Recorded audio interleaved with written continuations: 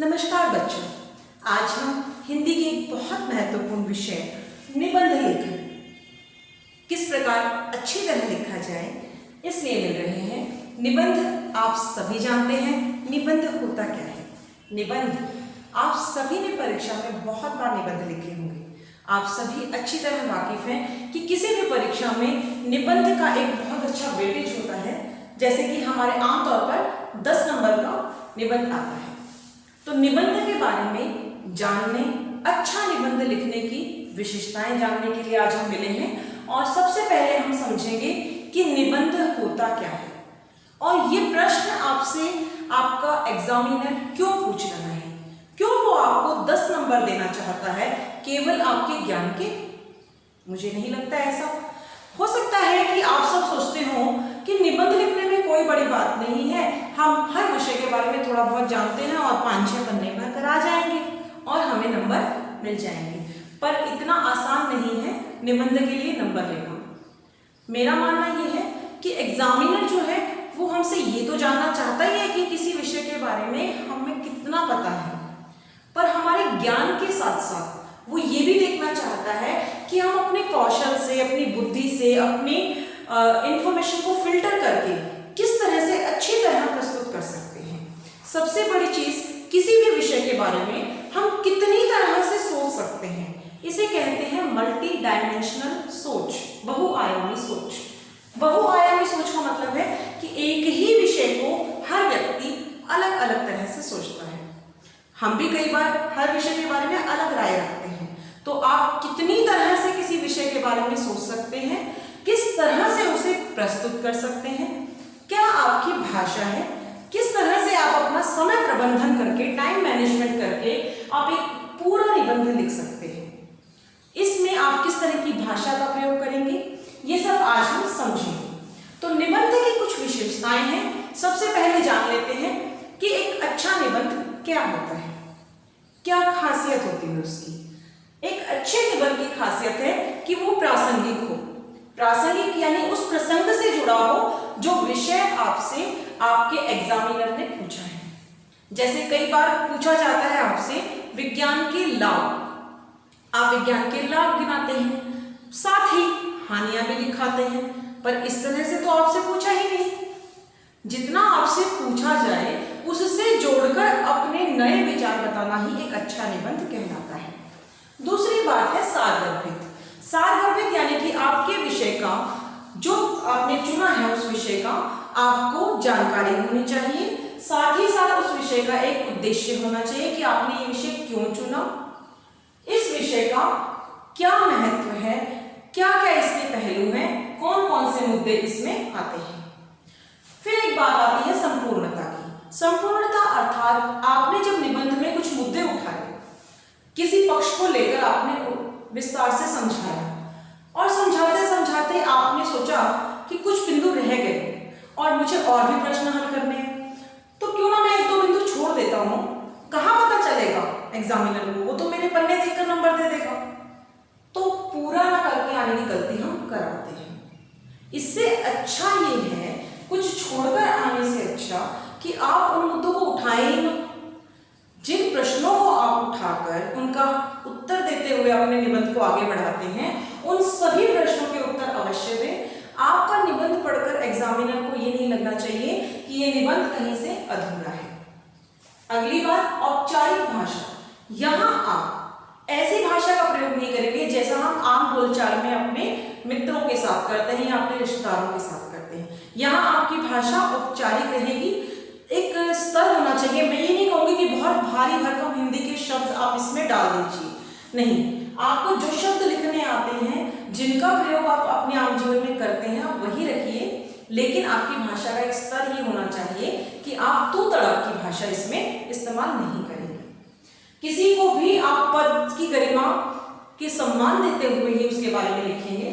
अगली बात आती है क्रमानुसार विचार, यानी कि आप जो बात कहना चाहते हैं, जो विचार आपके मन में बहुत सारे आते हैं, आप लिखना शुरू करते हैं और आप मान लीजिए प्रदूषण पर एक निबंध लिख रहे हैं।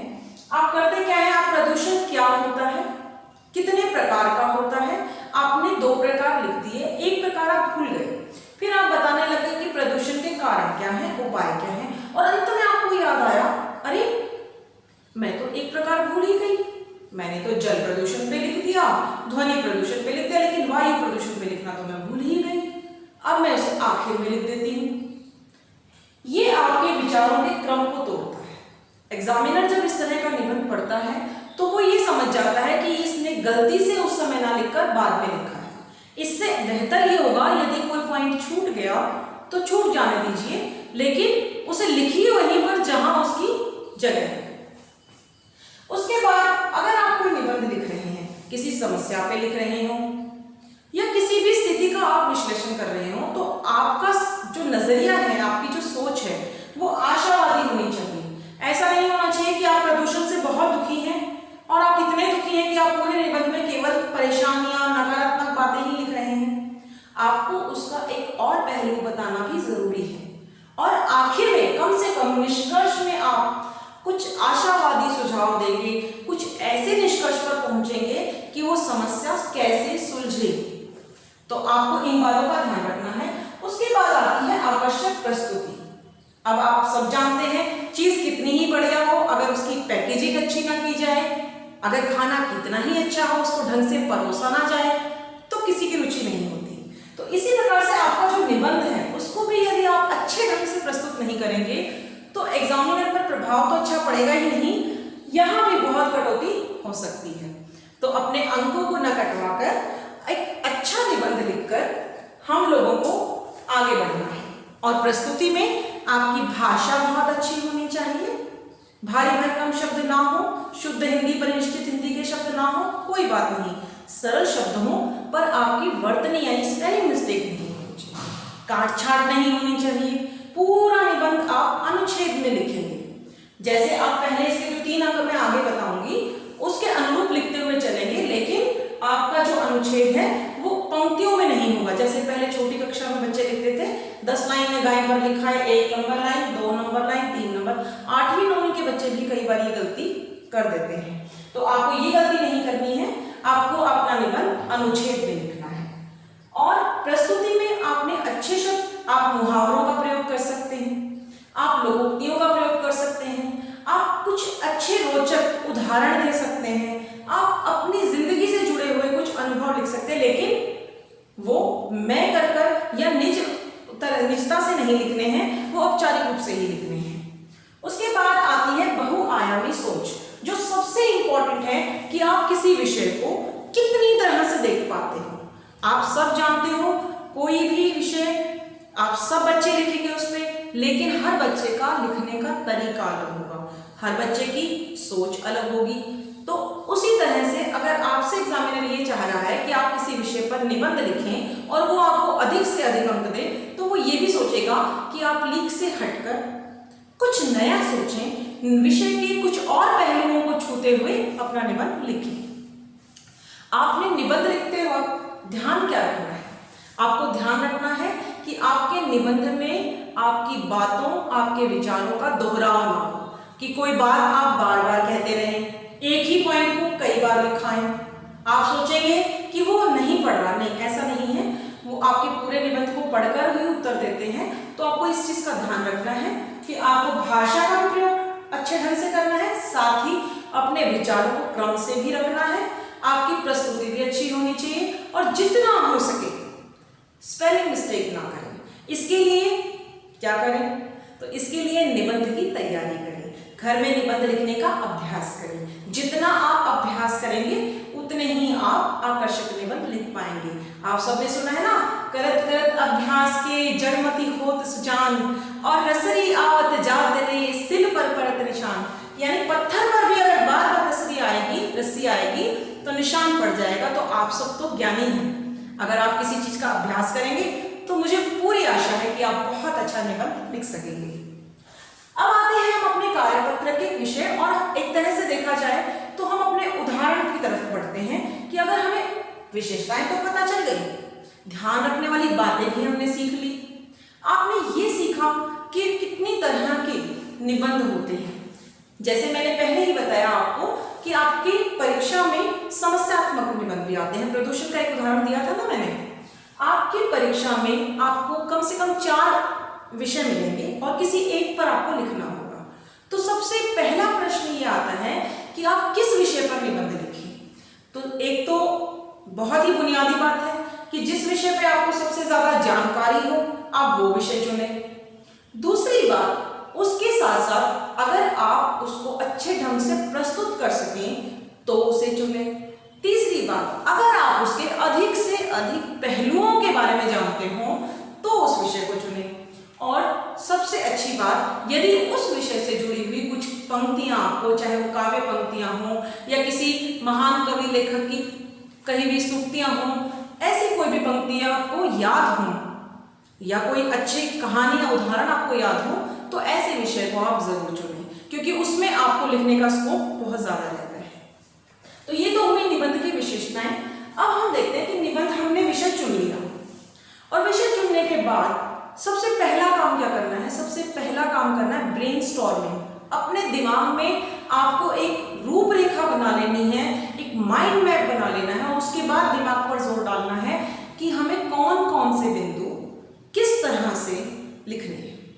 क्योंकि जब तक आपके माइंड में, आपके दिमाग में एक आउटलाइन नहीं होगी तब तक आप उस निबंध को आगे नहीं बढ़ा पाएंगे, क्योंकि 10-15 लाइन लिखने के बाद फिर आप विचारों को रिपीट करने लग जाएंगे, या आप कोई बात पहले लिखनी होगी उसको बाद में लिखेंगे और बाद में लिखने वाली बात को पहले लिख देंगे।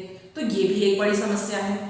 यहां जाकर बच्चे कई बार उलझ जाते हैं कि आधा निबंध लिखने के बाद आगे कैसे बढ़ाएं उसको।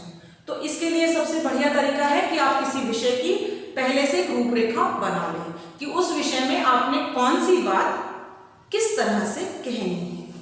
तो यहाँ पर जैसे हमारा विषय है, आपने कार्यपत्रक पे अगर गौर किया होगा तो उसके नीचे कुछ स्वतंत्रता सेनानियों के चित्र बने हुए हैं। इन चित्रों को देखकर आपको समझ में आ गया होगा कि ये विषय किसके बारे में बात करता है। लेकिन क्या स्वतंत्रता से पहले के बारे में ही बात करता है? नहीं।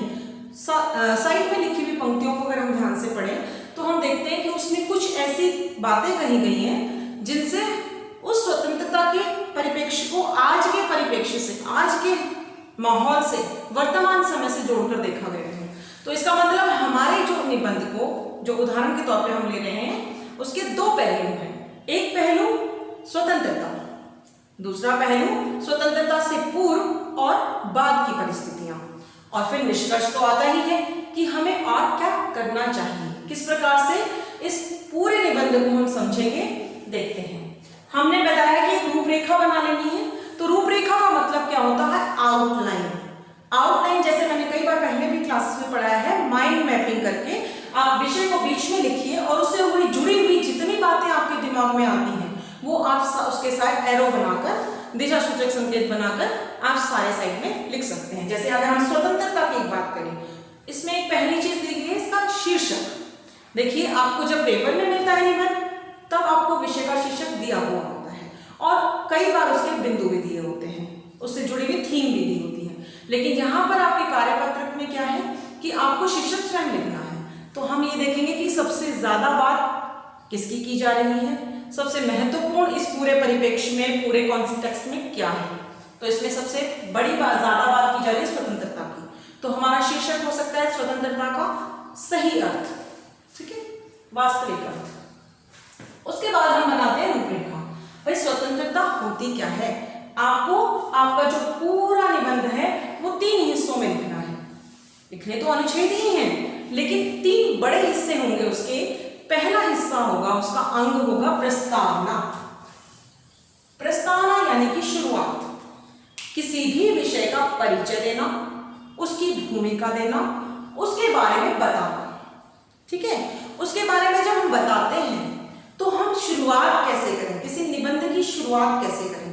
तो हम किसी भी निबंध की शुरुआत करते वक्त कुछ पंक्तियों का ध्यान रख सकते हैं। जैसे इस निबंध की शुरुआत हम कर सकते हैं कि लगेंगे हर बरस शहीदों की चिताओं पर, लगेंगे हर बरस मेले, वतन पर मिटने वालों का यही नामो निशान होगा। शहीदों की चिताओं पर लगेंगे हर बरस मेले, वतन पर मिटने वालों का यही नामो निशान होगा। अब इन पंक्तियों के बाद आप एक प्रश्न रख सकते हैं, क्योंकि बात दोनों परिप्रेक्ष्य की गई है। तो आप एक प्रश्न रखिए कि क्या शहीदों की चिताओं पर मेले लगाकर उनको किसी एक खास दिन जैसे स्वतंत्रता दिवस पर श्रद्धांजलि देकर हमारा फर्ज पूरा हो जाता है? क्या हमारा केवल इतना ही कर्तव्य है? इस प्रश्न को रखते हुए अब आप अपने निबंध को आगे बढ़ाएंगे। ठीक है, तो यहाँ आपकी भूमिका बन गई इससे, या आप कोई छोटी कहानी भी इसमें शामिल कर सकते हैं। जैसे आप किसी स्वतंत्रता सेनानी की कहानी इसमें रख सकते हैं कि एक बहुत वयोवृद्ध स्वतंत्रता सेनानी पेंशन के दफ्तर में खड़े हैं और वो बार बार चक्कर लगा रहे हैं अपनी पेंशन के लिए, लेकिन उनकी पेंशन नहीं बन पा रही है। वजह भ्रष्टाचार। वहां लाइन में खड़े हुए लोगों का असहिष्णु व्यवहार, एक दूसरे को टॉलरेट ही नहीं कर रहे हैं। फिर हमारे जो भारतीय नागरिक हैं वो अपने फर्ज से पीछे हटते जा रहे हैं। तो इस तरह की कहानी गढ़कर उसके बाद आप अपने निबंध की शुरुआत कर सकते हैं। तो उस निबंध की शुरुआत तो आपने समझ ली। अब हमने उसके भाग कौन कौन से बनाते हैं। पहली बात बतानी है प्राचीन परिदृश्य, यानी कि पहले क्या हुआ। आपको स्वतंत्रता सेनानियों के नाम दिए गए हैं तो आप उनका योगदान लिखेंगे, उनके नाम का वर्णन करते हुए उनके योगदान लिखेंगे। आप बताएंगे किस तरह से उन्होंने अपनी जान पर खेलकर, अपने जीवन का त्याग करके, अपने बलिदान से हमें आजादी दिलाई है। और एक राष्ट्रीय आंदोलन था, प्रत्येक व्यक्ति का इसमें योगदान था। तो कुछ ज्ञात और कुछ अज्ञात सबको श्रद्धांजलि देते हुए, उनका योगदान बताते हुए आपको प्राचीन परिदृश्य बताना है, यानी स्वतंत्रता से पहले का परिदृश्य। फिर उसके बाद बात करते हैं वर्तमान परिदृश्य में, यानी कि उस समय जो हुआ उसकी बदौलत हमें आजादी तो मिल गई, पर क्या उस आजादी की कीमत हमने पहचानी? क्या उस आजादी के मायने हमारे लिए उतने ही हैं जितने उन लोगों के लिए थे? हमारे जीवन की शैली क्या है? ये कुछ बिंदु मैं आपको दे रही हूं जिनसे आप अपने निबंध को आगे बढ़ा सकते हैं। तो आज का परिप्रेक्ष्य बताते हुए आपने एक फ्रेमवर्क बनाया, एक रूपरेखा बताई और आपने अपनी थीम बता दी कि मेरे निबंध की थीम क्या है, कि मैं स्वतंत्रता पूर्व और स्वतंत्रता पश्चात दो परिस्थितियों का विश्लेषण कर रहा हूं। ठीक है, उसके बाद आती है प्रस्तुति। तो क्योंकि आपने इतनी अच्छी प्रस्तुति दी है, किसी काव्य की पंक्ति से या किसी कहानी से शुरुआत करके एक प्रश्न छोड़ा और उस प्रश्न का उत्तर देते हुए आपने अपना निबंध शुरू किया, तो उसके बाद आपकी प्रस्तुति तो अच्छी हो ही गई है, पर अब उसको विस्तार यानी उसको आगे बढ़ाना है। आपने प्रश्न से शुरुआत कर ली, अब निबंध के मुख्य भाग में आप उससे जो प्रश्न उपजे हैं उन प्रश्नों के उत्तर देते हुए चलेंगे स्वयं। प्रश्न क्या उपजे कि भाई ऐसा क्यों हुआ, क्यों हम अपने कर्तव्यों से विमुख हुए, क्यों उतनी राष्ट्रभक्ति हमारे अंदर नहीं रही, तो इसका क्या कारण है, वो कारण बताएंगे। उन कारणों के साथ साथ कुछ समस्याएं हैं जिनमें हम उलझ कर रह गए, जैसे जातिवाद, जिस प्रकार से अशिक्षा, बेरोजगारी। ठीक है, तो ये बहुत सारी समस्याएं हैं, तो कुछ समस्याएं इसमें से लेकर आप उनके बारे में बताएंगे। अब बात आती है वर्तमान परिप्रेक्ष्य की। तो आपने स्वतंत्रता सेनानियों का योगदान बता दिया, आपने स्वतंत्रता के बाद की परिस्थितियां बता दी, उसके कारण बता दिए। अब आप बात करते हैं कि आज की परिस्थिति में हम नागरिकों के क्या दायित्व हैं, यानी क्या कर्तव्य हैं। कुछ हमारे कानूनी दायित्व हैं, जैसे हम संविधान को पूरी तरह से माने, संविधान की पालना करें, संविधान के अनुरूप अपने देश को आगे बढ़ाएं। और कुछ हमारे नैतिक दायित्व हैं, कुछ हमारी मॉरल वैल्यूज हैं, उनके अकॉर्डिंग हम अपने देश से प्रेम करें, देश की भलाई के लिए, देश के विकास के लिए कार्य करें। तो हमने यहाँ पृष्ठभूमि भी पढ़ ली, वर्तमान परिदृश्य पढ़ लिया। अब इसके दोनों पक्ष भी, क्या केवल नकारात्मक पक्ष, क्या हमने सच में कोई तरक्की नहीं की है, क्या सच में हमारा देश बहुत पिछड़ गया है? नहीं, ऐसा कभी नहीं होता। हर समस्या या हर विषय के दो पहलू होते हैं। हमने अपने कर्तव्यों से पिछड़ने का नकारात्मक पक्ष तो बता दिया, पर अब आप सकारात्मक पक्ष भी बताएंगे कि स्वतंत्रता के बाद किस प्रकार से तकनीकी क्षेत्र में हमने बहुत तरक्की की है ना, और बहुत सारी चीजें, शिक्षा के क्षेत्र में हमने काफी तरक्की की है, अर्थव्यवस्था के क्षेत्र में भी काफी तरक्की की है, विश्व में एक पहचान हमारी बनने लगी है। तो ये सारे पक्ष रखते हुए अंत में हम, क्योंकि आपने दो भाग देख लिए, प्रस्तावना दूसरा मुख्य भाग और तीसरा भाग आता है निष्कर्ष। भाई आपने पूरा निबंध लिखा और इस पूरे निबंध का फल क्या निकला, निष्कर्ष क्या हुआ, आपको बताना है कि आपने किस प्रकार से सोचा है, कौन से सुझाव आपके पास है जिससे कि आप देश की तरक्की के रास्ते पर ले जा सकते हैं। तो कुछ सुझाव, कुछ समाधान, कुछ नए सुझाव होने चाहिए। सुझाव भी दो तरह के होते हैं, एक होते हैं दीर्घकालिक, जैसे आप कहें जातिवाद पूरी तरह से खत्म हो जाएगा, क्या रातों रात हो सकता है?